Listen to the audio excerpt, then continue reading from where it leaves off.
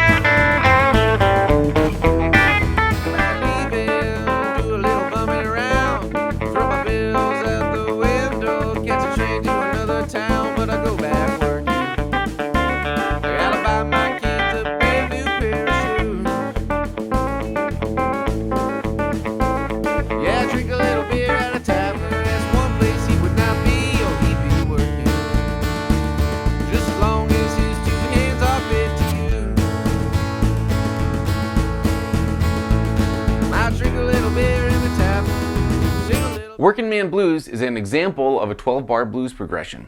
To get through this whole song, we just need to know 3 chords. We're going to start with an A chord. I'm going to play an A chord like this. Open, 2nd fret, 2nd fret, 2nd fret, open high E string, just because my fingers fit well on that one. Some people like to play it like that. You could even just play a bar chord if you wanted. So just play whatever A you're comfortable with. Doesn't really matter which one you pick. I'm going to play this kind. And then the next one is a standard D chord. And then we have a standard E chord. And those are the 3 chords that we need. The strum pattern is going to start with a downstroke that's just on these bottom 2 strings. And then the next downstroke is going to kind of aim towards the top strings. And that's going to go over and over again. Down, down, down, down. Low strings, high strings, low strings, high strings, low, high, low, high, low, high. So we're going to go through a verse nice and slow using that strum pattern, then we'll turn on the metronome and play it at full speed. We're going to start here on the A chord. Stay on the A for a 2nd time, and a 3rd time, and a 4th time. Now we'll move to a D chord. And now back to an A. Now we'll go to an E. And then for that last D chord, we're just going to do 1 downstroke and mute it.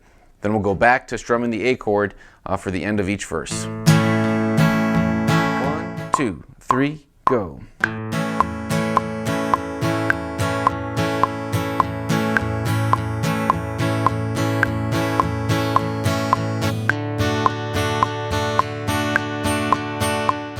Alright, there's a lot of different versions of this song out there, and the guitar is played a little bit differently on each one. So this is going to be based on what I would think would be kind of the most popular studio recorded version that's out there, and this is how I would play it live. So we're just going to go through every different song section in this tutorial except for the solo, which we'll learn in the next one. So let's start with the introduction. The introduction starts on the and of 3, and it would sound like this. 1, 2, 3.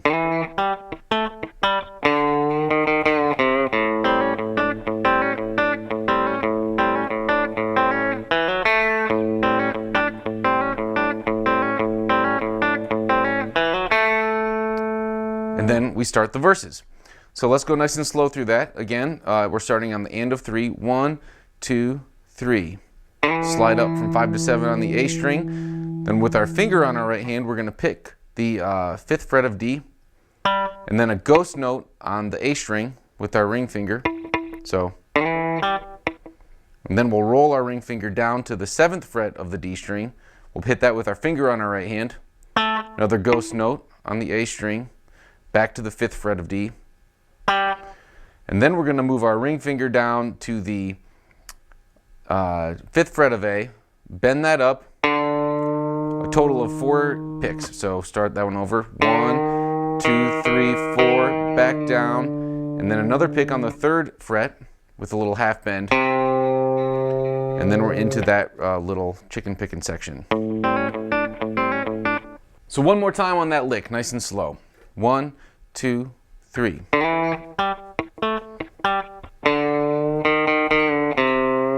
And then we get to the chicken picking section of the introduction, which looks like this.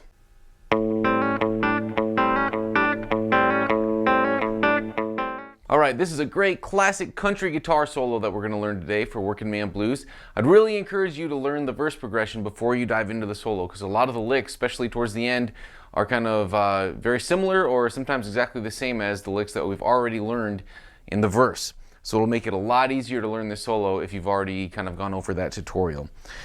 So let's start by me playing through the solo nice and slow but in tempo. Then we'll go through it note by note, and then we'll play it at full speed along with the metronome. Here's how it sounds.